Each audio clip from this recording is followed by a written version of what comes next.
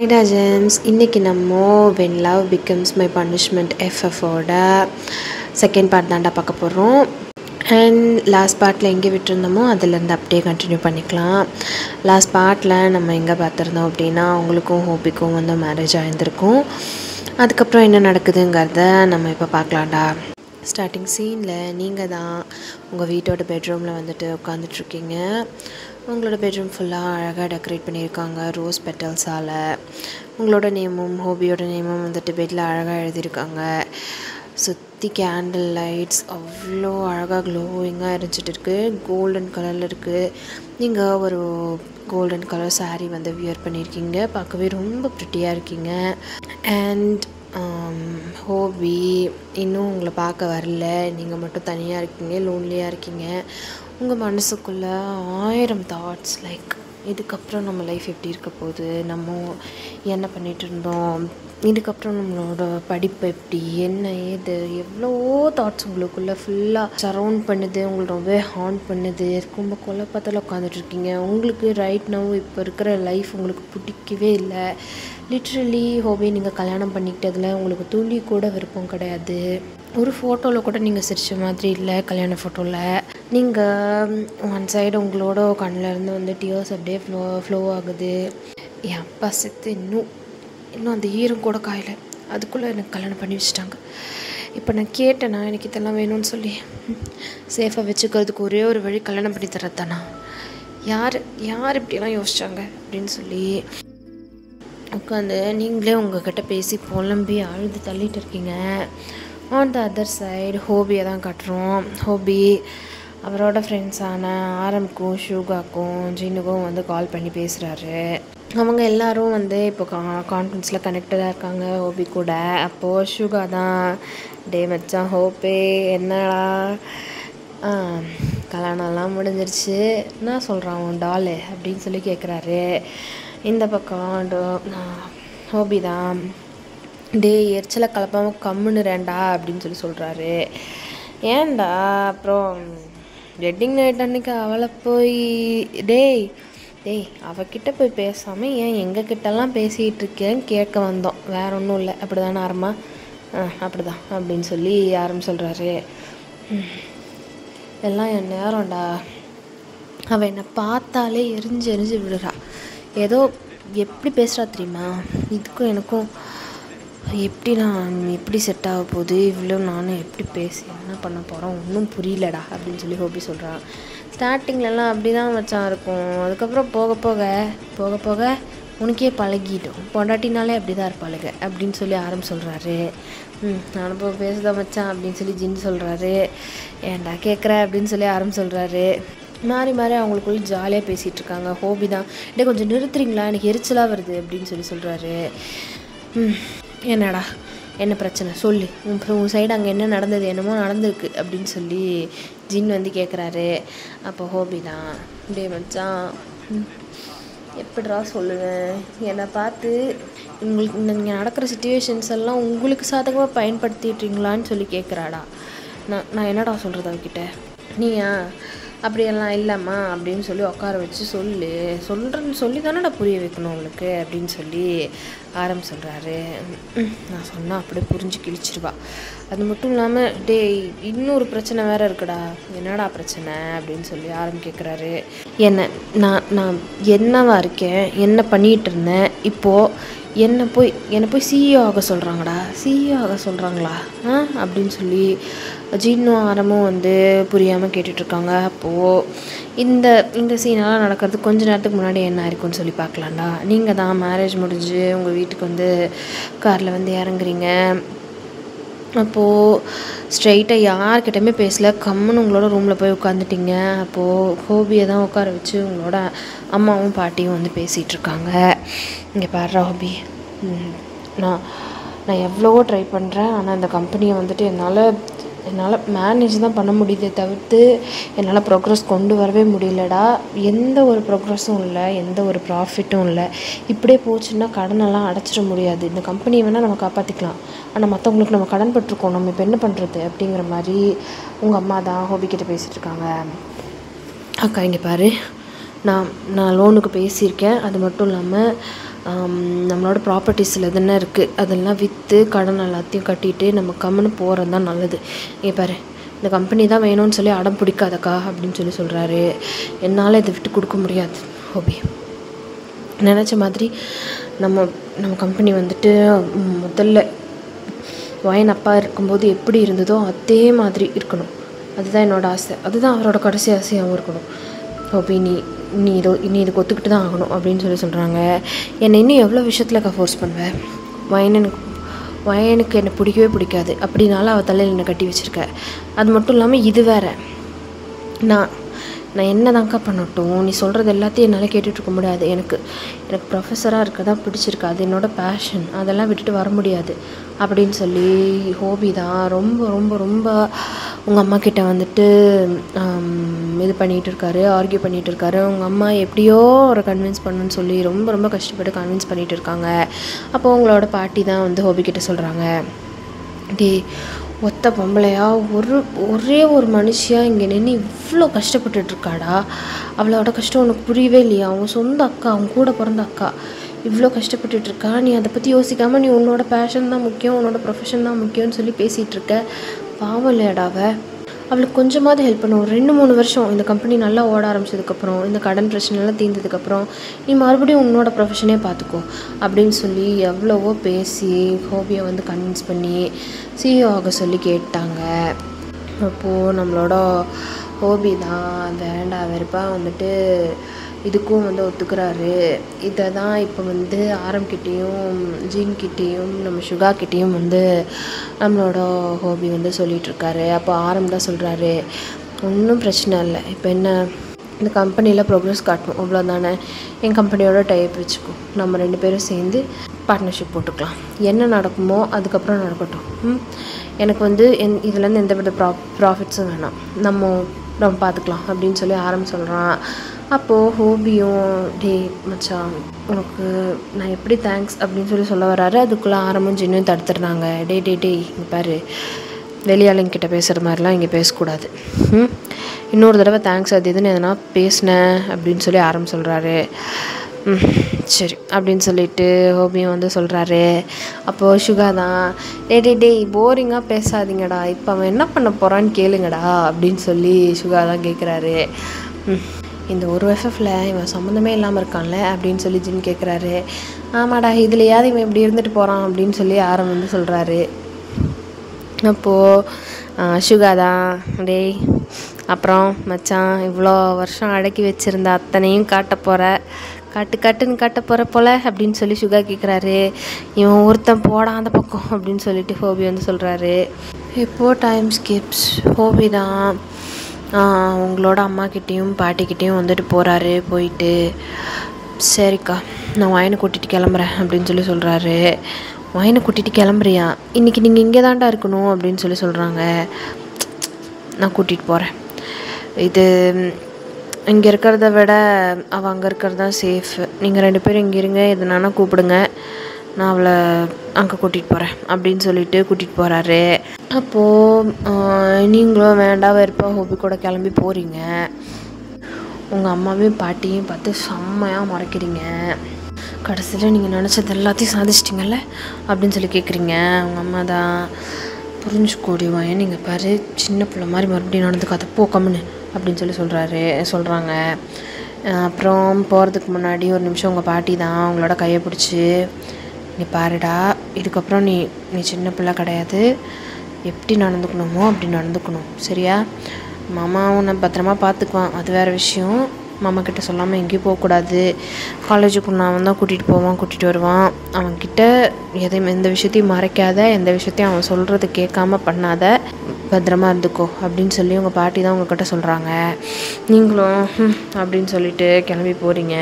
ஹோபியோட வீட்டுக்குள்ளே போனால் அங்கே ட்ராவல் ஃபுல்லாக நீங்கள் அமைதியாக தான் வந்துருந்துருப்பீங்க. ஹோபி கம்முன்னு காரை வந்து ட்ரைவ் பண்ணிட்டு வந்துருப்பான். உங்களோட அப்பார்ட்மெண்ட் வந்ததுக்கப்புறம் லிஃப்ட் ஸ்விட்சை ஓப்பன் பண்ணிவிட்டு நீங்கள் ஹோபிக்கு பின்னாடி அப்படியே வந்து நடந்து வரீங்க.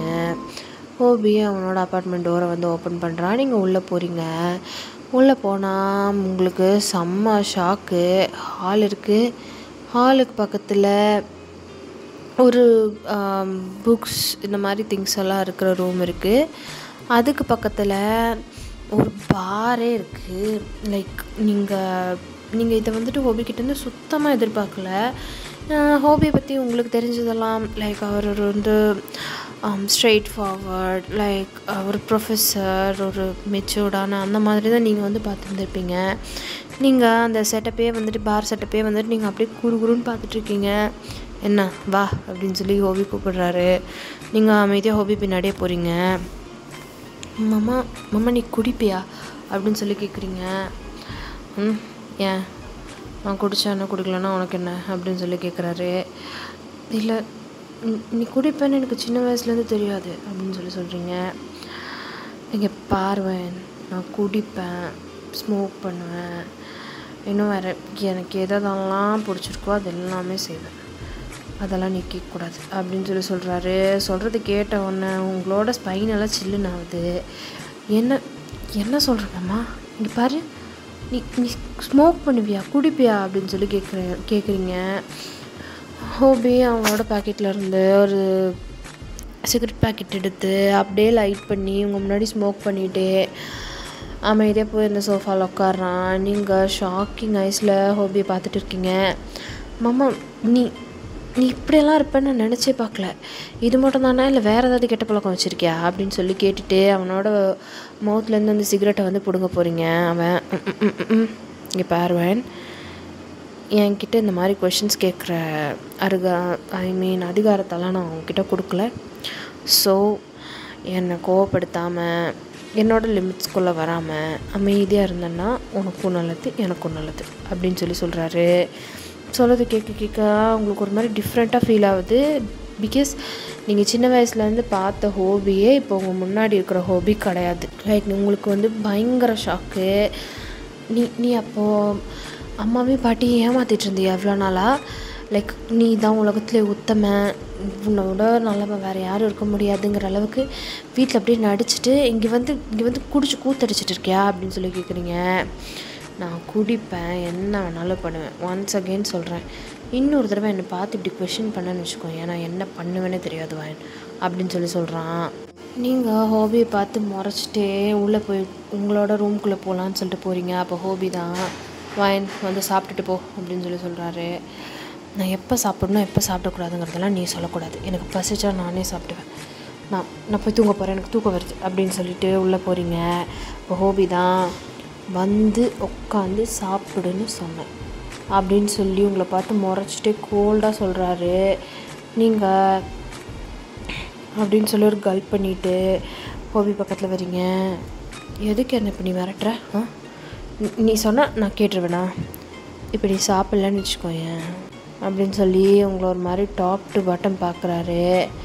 லைக் உங்களுக்கு வந்து அவன் பண்ணுறது எல்லாமே ரொம்ப ரொம்ப ரொம்ப வித்தியாசமாக இருக்குது. நீங்கள் அப்படியே வைட் ஐஸில் ஒரு மாதிரி ஷாக்கிங்காக ஒரு மாதிரி கன்ஃபியூஸ்டாக வந்து ஹோபியை பார்த்துட்ருக்கீங்க.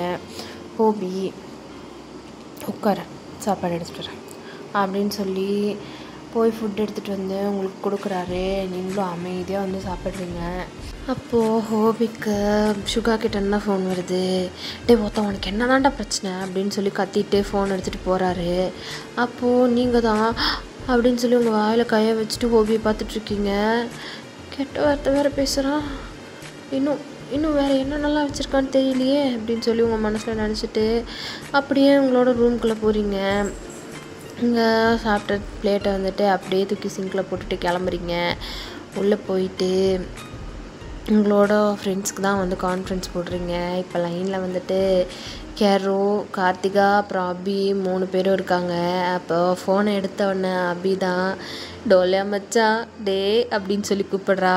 ஏன் ஸ்வயனோட நேம் வந்து டோலியா, உங்களுக்கே தெரியும், ஹோபிக்கு எப்போவுமே டோலியா தான். அப்போது அபி தான் சொல்கிறா, டேய் நம்ம கேங்லேயே இவ தாண்டி கல்யாணம் பண்ணியிருக்கா மச்சான், எப்படிடா இருக்க அப்படின்னு சொல்லி நம்மளோட அபி தான் வந்து கேட்குறா. போடி அப்படின்னு சொல்லிட்டு ஃபோனை வந்துட்டு டோலியா வந்துட்டு ஒரு மாதிரி முறைச்சி பார்த்துட்ருக்கா. இங்கே பாருடி, வாழ்க்கையில் சில அடிகள் வேலை தான் செய்யும், அதுக்கெல்லாம் கோவப்படக்கூடாது. நீங்கள் நினைக்கிற மாதிரி ஒன்றும் கிடையாதுடி, நான் உங்ககிட்ட ஒரு விஷயம் கேட்கணுன்னு தான் கூப்பிட்டேன் அப்படின்னு சொல்லி சொல்கிறா. அப்போது கார்த்திகா தான் என்ன பிரச்சனை, அப்படி என்னத்தை நீ வந்து பார்த்த அப்படின்னு சொல்லி கேட்குறாங்க. அப்போது டோலியா தான் சொல்கிறா, ஏன் அவன் சிகரெட் பிடிக்கிறான்டி, அப்புறம் வீட்டுக்குள்ளே ஒரு பார் செட்டப்பே வச்சுருக்கான். இவ்வளோ நாள் ஆச்சு. என் மாமா சின்ன வயசுலேருந்து எனக்கு தெரியும். பட் அவன் இதெல்லாம் பண்ணுவான்னு எனக்கு சத்தியமாக தெரியவே தெரியாதுடி. உள்ளே ஒரு மாதிரி வெளியில் ஒரு மாதிரி நடிச்சிட்டு இருந்திருக்காண்டி அப்படின்னு சொல்லி நீங்கள் தான் சொல்கிறீங்க. அப்போது கார்த்திகா தான், என்ன சொல்கிற, குடிப்பாரா, ஹோபியா அப்படின்னு சொல்லி கேட்குறா. யாரோ வாய்ப்பே இல்லை, அவர் பார்க்குறக்கு எவ்வளோ டீசெண்டாக இருக்கார், எதுக்கடி குடிக்க போகிறாரு அப்படின்னு சொல்லி சொல்கிறா. நான் என் கண்ணால் பார்த்தேன், நான் வேணால் உங்களுக்கு ஃபோட்டோ எடுத்து அனுப்புகிறேன். வீட்டுக்குள்ளே ஒரு பார் செட்டப்பே வச்சுருக்காருடி. அது மட்டும் கிடையாது, ஸ்மோக் பண்ணுறாரு, கெட்ட வார்த்தை பேசுகிறாரு, அவரோட ப்ரொஃபஷனுக்கும் ஆளுக்கும் சம்மந்தமே இல்லைடி. அப்போ அபிதா சொல்கிறா, நீ இவ்வளோ நாளாக உன் ஆளை க்ரீன் ஃப்ளாக் நடிச்சிட்டு இருந்திருக்கடி, ஆனால் அவர் சரியான ரெட் ஃப்ளாக் போல் அப்படின்னு சொல்லி சொல்கிறா. நான் இப்போ என்னடி பண்ணட்டும், கூட இருக்கவே எனக்கு பயமாக இருக்குது அப்படின்னு சொல்லி சொல்கிறீங்க. நீ க்ரீன் ஃப்ளாகை கல்யாணம் பண்ணிவிட்டு என்னடி கிடைக்க போகுது, ரெட் ஃப்ளாகை கல்யாணம் பண்ணிக்கிட்டா தான் கிக்கே அப்படின்னு சொல்லி யாரோ சொல்கிறா. ஐயோ இவளுங்களை வச்சுக்கிட்டு நான் சீரியஸாக பேசிகிட்ருக்கேன். எனக்கு சும்மாவே என் மாமா பிடிக்காது. இப்போ இவன் வேறு டுவெல் பர்சனாலிட்டியோடு இருக்கான். நான் அவனை ஏற்றுக்கிற மனநிலைமையிலே இல்லடி. நான் கம்முன்னு கொஞ்ச நாள் கழித்து டிவோர்ஸ் கொடுத்துட போகிறேன் அப்படின்னு சொல்கிறீங்க. சொன்னது கேட்டோன்னா 3 பேர் வாயில் அட் அ டைமில் ஒன்றா கையை வைக்கிறாங்க. நேற்று தாண்டி கல்யாணம் ஆச்சு, இன்னைக்கு காலையில் தாண்டி கல்யாணம் ஆச்சு, அதுக்குள்ளே டிவோர்ஸா, என்னடி இப்படி இருக்கா அப்படின்னு சொல்லி கெரோதா வந்து கேட்குறா. ஆமாடி, என் அப்பா இறந்துட்டாருங்கிற ஒரே ஒரு ரீசனுக்காக தானே கல்யாணம் பண்ணி வச்சாங்க. அதுக்காகலாம் என்னால் ஒன்றா வாழ்ந்துட்டுருக்க முடியாது. இங்கே பாரு மச்சான், நீ எந்த சுச்சுவேஷனில் வேணால் அவரை கல்யாணம் பண்ணியிருக்கலாம். பட் இதுதான் உன்னோட லைஃப், நீ அடாப்ட் பண்ணி இருந்து தான் ஆகணும். நீ நினச்ச மாதிரி லைஃப்பை இஷ்டத்துக்கு மாற்றிட்டுருக்க முடியாது அப்படின்னு சொல்லி அபிதா சொல்கிறா. சீரியஸான டோனில் இப்போ எல்லாருமே வந்து பேசிகிட்டு இருக்காங்க. இப்போவே அவரை ஏற்றுக்கோ, வாழ ஆரம்பின்னு நாங்கள் சொல்லலை. பட் அவர் தான் உன்னோட ஹஸ்பண்ட். இப்போது டிவோர்ஸுங்கிறது ஒன்றும் அவ்வளோ சின்ன விஷயம் கிடையாது. நீ எடுத்த ஒன்று முடிவு பண்ணிவிட்டு அதுக்கப்புறம் அடுத்த லைஃப்பை பார்த்துட்டு போகிறதுக்கு. டிவோர்ஸீஸ் அவங்க லைஃப்பில் அதுக்கப்புறம் அதிகமான லோன்லினஸை ஃபீல் பண்ணுவாங்க. தேவையில்லாமல் அந்த லைஃப்பை நம்மளே எடுத்துக்கிட்டோமோ அப்படின்னு சொல்லி ஃபீல் பண்ணுவாங்க. அந்த மாதிரி நீ லைஃப்பில் ஃபீல் பண்ணாமல் இருக்கிறது தான் முக்கியம் அப்படின்னு சொல்லி ஃப்ரெண்ட்ஸ் எல்லோரும் சேர்ந்து அட்வைஸ் பண்ணுறாங்க. அப்போது உங்களுக்கு தான் அது எல்லாமே எதுவுமே காதில் ஏறல. நீங்கள் எனக்கு இதாக்க சரியான ஆன்சர் டிவோர்ஸ் தான் அப்படின்னு சொல்லி, சரியான சொல்யூஷன் டிவோர்ஸ் தான் அப்படின்னு சொல்லி பேசிகிட்ருக்கீங்க. இந்த டிவோர்ஸுங்கிற வார்த்தை வெளியே இருக்கிற ஹோபியோட காதில் லைட்டாக விழுகுது. டே மச்சா ஒரு நிமிஷம் அப்படின்னு சொல்லி ஃபோனை கட் பண்ணிவிட்டு பக்கத்தில் வராரு, வந்து கேட்குறாரு, என்னால் இந்த ரிலேஷன்ஷிப்பை ஹோல்ட் ஆன் பண்ணி இருக்க முடியுங்கிற நம்பிக்கை எனக்கு கொஞ்சம் கூட கிடையாது. ஸோ நான் கொஞ்ச நாள் பார்ப்பேன், என்னால் முடிஞ்ச வரைக்கும் இருந்து பார்ப்பேன். பட் அதுக்கு மேலே அப்படின்னு சொல்லி நீங்கள் தான் வந்து சொல்கிறீங்க. இது அப்படியே ஹோபியோட காதில் விழுகுது. அவருக்கு செம்மையாக வந்து எப்படி சொல்கிறது, டிசப்பாயின்மெண்ட்டாக இருக்குது. இப்படி தான் நம்மளை பற்றி நினச்சிட்ருக்காளா, நம்மளோட ரிலேஷன்ஷிப்புக்கு நம்ம எப்படி சொல்கிறது, ஒரு செக்யூரான ஒரு ரிலேஷன்ஷிப்பை கொடுக்கணுன்னு தான் நினச்சோம். பட் அவள் இப்படி தான் நம்மளை பற்றி நினச்சிட்ருக்காளா அப்படின்னு சொல்லி ஹோபிக்கு வந்து தோணுது. அது ரொம்பவே அவருக்கு வந்து ஹர்ட் ஆகுது. இப்போ எதுக்கு செப்பரேட் ஆகணும்னு சொல்லி நினைக்கிற அப்படின்னு சொல்லி கார்த்திகா கேட்குறாங்க. அவர் எனக்கு அவ்வளோவா பிடிக்கல. அது மட்டும் இல்லாமல் அவருக்குள்ளே இவ்வளோ பேட் ஹேபிட்ஸ் இருந்திருக்கு. அது எல்லாத்தையுமே எல்லாருக்கிட்டேருந்தும் மறைச்சிருக்காருடி. இங்கே பாரு, அவர் குடிக்கிறது பிடிக்கல, ஸ்மோக் பண்ணுறது பிடிக்கலன்னா சொல்லி புரியவை. இது எனக்கு பிடிக்கல, நீங்கள் பண்ணாதீங்கன்னு சொல்லு. எனக்கு தெரிஞ்சவர் நீ சொன்ன கேட்டுக்கு வரேன் தான் நினைக்கிறேன் அப்படின்னு சொல்லி கேரவும் கார்த்திகாவும் வந்து சொல்கிறாங்க. அப்போது நீங்கள் தான் அவனை சொல்லி திருத்த வைக்கிறது தான் என் வேலையா? வேறு வேலை இல்லை எனக்கு. அவன் என்னமோ பண்ணிட்டு போகிறான், நான் ஒன்றும் அவன் லைஃப்பில் இருக்க போகிறது கிடையாது அப்படின்னு சொல்லி அசால்ட்டாக வந்து சொல்கிறீங்க. அப்போ வெளியே இருக்கிற ஹோபிக்கு இதெல்லாம் கேட்டு செம்ம கோவம் வருது. அப்போது டப்புன்னு ஒரு சத்தம், டோரை ஓப்பன் பண்ணிவிட்டு ஹோபி தான் உள்ளே வராரு. உடனே அபி தான், ஐயோ மச்சான் வந்துட்டாரு நினைக்கிறேன்டி, ஃபோனை வைங்க அப்படின்னு சொல்லிட்டு ஃபோனை கட் பண்ணிடுறா. டோலியாவும் ஃபோனை கட் பண்ணிவிட்டு ஃபோனை அப்படியே திருப்பி வச்சுட்டு கல்ப் பண்ணிவிட்டு ஹோபி பார்க்குறா. சாரி மிஸ், நான் கொஞ்சம் ஒயினை டோலியான்னு சொல்கிறேன். பிகாஸ் எனக்கு ஹோபியோட பேர்னாலே டோலியான்னு தான் வருது, கொஞ்சம் அட்ஜஸ்ட் பண்ணிக்கோங்க. இந்த எஃப்எஃப்பில் ஒயினை டோலியானே கூப்பிடலாம் அப்படின்னா எஸ் சொல்லுங்கள், நான் இனிமேல் ஒயினை டோலியானே கூப்பிடுறேன். சரி ஓகே, அப்படியே வந்து நம்ம கண்டினியூ பண்ணிக்கலாம். Sorry for the break. அப்போது டோரை ஓப்பன் பண்ணிவிட்டு ஹோபி தான் வந்து நிற்கிறாரு. நீங்கள் ஃபோனை அப்படியே திருப்பி கீழே வச்சுட்டு கல்ப் பண்ணிவிட்டு ஹோபியை பார்த்துட்ருக்கீங்க. ஹோபி, இப்போ நீ என்ன சொல்லிகிட்டு இருந்த அப்படின்னு சொல்லி கேட்குறாரு. நீங்கள் நான் எதுவும் சொல்லியே அப்படின்னு சொல்லி சொல்கிறீங்க. எங்கள் பார்வயன் ஒரு 3 இயர்ஸ் நீ காலேஜ் போயிட்டு முடிக்கிற வரைக்கும் என் கூட விதியே நினச்சிட்டு இல்லை பல்ல கடிச்சிட்டு இல்லை எப்படி இருக்கணும்னு நினைக்கிறியோ அப்படி இரு. ஆனால் இந்த 3 இயர்ஸ் நீ என்னோடய கண்ட்ரோலுக்கு கீழே தான். அது எந்த கொம்பாக நினச்சாலும் மாற்ற முடியாது. உன்னை சேஃபாக பார்த்துக்க சொல்லி என் அக்கா என் கையில் உன்னை பிடிச்சி கொடுத்துருக்கா. நீ படிப்பை முடிக்கிற வரைக்கும் நான் உன்னை பார்த்துக்கிட்டு தான் ஆகணும். அவ்வளோதானே தவிர நீ நினைக்கிற மாதிரி வேறு ஒன்றும் கிடையாது. உன்னை பிடிச்சிட்டு வந்து இங்கே வந்து நான் அப்படியே வச்சு பார்த்துக்கணும் அப்படிங்கிறதெல்லாம் எனக்கு கிடையவே கிடையாது. நீ எடுத்துகிட்டு வந்து இங்கே வச்சுட்டுக்கணும், மெனக்கட்டு ஒன்று வந்துட்டு ஹவுஸ் அரெஸ்ட் பண்ணி வைக்கணும் அப்படிலாம் எனக்கு எந்த தேவையும் கிடையாது. புரிஞ்சுதா? உன்னை இங்கே இஷ்டம் இல்லாமல் கூட்டிகிட்டு வந்து வச்சுட்டு இருக்கிறதுல எனக்கு எந்த ஒரு பிரயோஜனமும் கிடையாது. என் லைஃப்பில் ஜஸ்ட் நீ ஒரு ரெஸ்பான்சிபிலிட்டி, அவ்வளோதான். அதுக்காக தான் உன்னை இங்கே கூப்பிட்டு வந்து வச்சிட்ருக்கேன். மற்றபடி உன் மேலே எனக்கு எந்த இன்ட்ரெஸ்ட்டும் கிடையாது. நீ உன் இஷ்டம் போல் இருக்கலாம், வரலாம், போகலாம். சரியா? நான் உன்னை எதுவுமே இதுக்கப்புறம் கேட்க போகிறதில்ல அப்படின்னு சொல்லி ஹோபி தான் வந்து சொல்கிறாரு. அதை சொன்னோன்னே உங்களுக்கு ஒரு மாதிரி நம்ம ஓவராக தான் பேசிட்டோமோ அப்படின்னு சொல்லி ஹர்ட் ஆகுது. மாமா, நான் என்ன சொல்ல வந்தேன்னா, நீ எதுவும் சொல்ல தேவையில்ல வயன். உன் இஷ்டம் போல் இரு, என்ன பண்ணுவியோ பண்ணு. ஆனால் டைமிங் ரொம்ப ரொம்ப முக்கியம். நீ எப்போ போகிற எப்போ வர எல்லாமே எனக்கு தெரியணும். உன்னை பத்திரமா பார்த்துக்கிறேன்னு சொல்லி என் அக்கா கிட்ட நான் வாக்கு கொடுத்துருக்கேன். அதை நான் செய்கிறேன், அவ்வளோதான். மற்றபடி உன்னை நான் எதுவும் பண்ண போகிறதில்ல.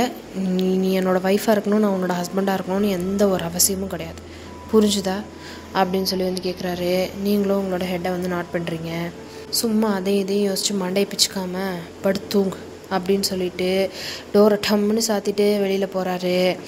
நீங்கள் ஒரு மாதிரி கன்ஃபியூஸ்டான ஐஸோட ஹோபியவே பார்த்துட்ருக்கீங்க. அப்படியே உங்களோட பெட் மேலே சாஞ்சு அப்படியே உங்களோட ஐஸை வந்து க்ளோஸ் பண்ணுறீங்க. கண்ணை மூடி படுத்துட்டு இருக்கும்போது உங்களுக்கு ஒரு ஸ்வீட்டஸ்ட் மெமரி வந்து ஞாபகம் வருது. அது என்னென்னா, உங்களுக்கு ஒரு 10 இயர்ஸ் இருக்கும். அப்படி இருக்கும்போது ஹோபி வந்து காலேஜ் ஃபர்ஸ்ட் இயர் படிச்சுட்டு இருப்பான். அப்போது ஒரு நாள் நீங்கள் சைக்கிள் ஓட்டி விளையாண்டுட்ருக்கீங்க. கூட இருக்கிற பக்கத்து வீட்டு பசங்களோடலாம் சேர்ந்து ரேஸ் வைக்கிறேன்னு சொல்லி கீழே விழுந்து பயங்கரமாக உங்களுக்கு அடிபட்டு கால்லேருந்து ரத்தம்லாம் போயிட்டுருக்கு. அப்போது ஹோபி வந்து காலேஜ் முடித்து பசங்களோட வந்து வந்துட்டுருக்கான். அப்போது உங்களை பார்க்குறான். அச்சோ டாலு என்னாச்சு அப்படின்னு சொல்லி வந்து தூக்குறான். ஆமாம், காலில் அடிபட்டுடுச்சு அப்படின்னு சொல்லி சொல்கிறீங்க. அப்போது அச்சோ என் டாலுக்கு அடிபட்டுருச்சா அப்படின்னு சொல்லி அழகாக தூக்கிட்டு போயிட்டு உங்களை வந்து டைனிங் டேபிளில் உட்கார வச்சுட்டு உங்களோட கால் எடுத்து அவனோட தைஸில் வச்சுட்டு நல்லா உங்களுக்கு ஆயின்மெண்ட்டெல்லாம் போட்டு விட்டுட்ருக்கான். அப்போது உங்கள் அம்மா தான் ஒட்டங்கவே மாட்டோம், செய்கிறதெல்லாம் குறும்புத்தனம் தான் அப்படின்னு சொல்லி உங்களை வந்து கொட்ட வராங்க. அப்போது அவங்க அம்மாவோட கையை பிடிச்சிட்டு சும்மா அவளே அடிச்சிட்ருக்காதக்கா அப்படின்னு சொல்லி உங்களை ஹக் பண்ணிக்கிறான். என் முன்னாடி இவ்வளோ அடித்த அவ்வளோதான் அப்படின்னு சொல்லி சொல்கிறான். அப்போ நீங்கள் தான் மாமா இருக்கிற வரைக்கும் உன்னால் அடிக்க முடியாதே அப்படின்னு சொல்லி சொல்கிறீங்க. அப்புறமா உங்களை எப்போவுமே அப்படி தான் உங்கள் அம்மா வந்து அடிக்கவே விட மாட்டான், திட்ட விட மாட்டான், பாசமாக பார்த்துக்குவான். சின்ன வயசுலலாம் உங்களுக்கு ஹோபி ரொம்ப ரொம்ப ரொம்ப பிடிக்கும். அப்போது உங்கள் வீட்டுக்கு வந்து 2 பேர் வராங்க. இவங்களுக்கும் என்கேஜ்மெண்ட் அப்படின்னு சொல்லி இன்விடேஷன் கொடுக்க வராங்க. அப்போது அந்த இன்விடேஷனை பார்த்துட்டு நீங்கள் தான் ஹோபியை பார்த்து கேட்குறீங்க, மாமா என்கேஜ்மெண்ட்னா என்ன அப்படின்னு சொல்லி கேட்குறீங்க. அந்த கார்டை திருப்பி இன்னசென்ட்டாக பார்த்துட்டே கேட்குறீங்க. என்கேஜ்மெண்ட்னா ஒரு பையனும் ஒரு பொண்ணும் கல்யாணத்துக்கு முன்னாடி மோதிரம் மாற்றிக்குவாங்க, அதுக்கப்புறம் கல்யாணம் பண்ணிக்குவாங்க. கல்யாணம்னா என்ன அப்படின்னு சொல்லி கேட்குறீங்க. கல்யாணம்னா இப்போது ஒரு பையனும் ஒரு பொண்ணும் கடைசி வரைக்கும் கல்யாணம் பண்ணிக்கிட்டா ஒன்றாவே இருக்கலாம், சேர்ந்துருக்கலாம். அவங்க அதுக்கப்புறம் ஒரு ஃபேமிலி அப்படின்னு சொல்லி சொல்கிறாங்க. சொல்கிறது கேட்டவொன்னே நீங்கள் தான் ஹோபியை பற்றி கேட்குறீங்க. அப்போது நீயும் நானும் கல்யாணம் பண்ணிக்கலாமா அப்படின்னு சொல்லி கேட்குறீங்க. ஹோபி அப்படின்னு சொல்லி சிரிக்கிறான். இப்போ நான் குட்டி பொண்ணாக இருக்கேன்னு நீ நினைக்காத, நீ இப்படியே இரு, நான் வளர்ந்துடுறேன், அதுக்கப்புறம் நம்ம 2 பேரும் கல்யாணம் பண்ணிக்கலாம், ஓகே அப்படின்னு சொல்லி கேட்குறீங்க. சரி பண்ணிக்கலாம் அப்படின்னு சொல்லி அவனும் சிரிச்சிட்டே வந்து சொல்கிறான். கண்டிப்பாக எனக்கு கல்யாணம் பண்ணிக்கணும் அப்படி சொல்லி சொல்கிறீங்க. கண்டிப்பாக உன்னை தான் கல்யாணம் பண்ணிப்பேன் அப்படின்னு சொல்லி அவனும் சொல்கிறான். நீங்கள் அப்படின்னு சொல்லி சிரிக்கிறீங்க. அவனும் அப்படின்னு சொல்லி அழகாக வந்து ஸ்மைல் பண்ணுறான். நீங்கள் 2 பேரும் அப்படியே வந்து சிரித்து பேசிகிட்ருக்கீங்க. அந்த மெமரியை நினச்சிட்டு அப்படியே உங்கள் கண்ணிலேருந்து அப்படியே தண்ணி வந்து டியர்ஸ் எல்லாம் அப்படியே ஃபால் ஆகுது. அப்படியே நீங்கள் வந்து அந்த பெட்டில் படுத்துட்ருக்கீங்க. வீசி போன புயலில் என் வேர்கள் சாயவில்லை, ஒரு பட்ட பூச்சி மோத அது பற்றந்து சாய்ந்ததடி. எந்த காதல் சொல்ல என் இதயம் கையில் வைத்தேன், நீ தாண்டி போன போது அது தரையில் விழுந்ததடி.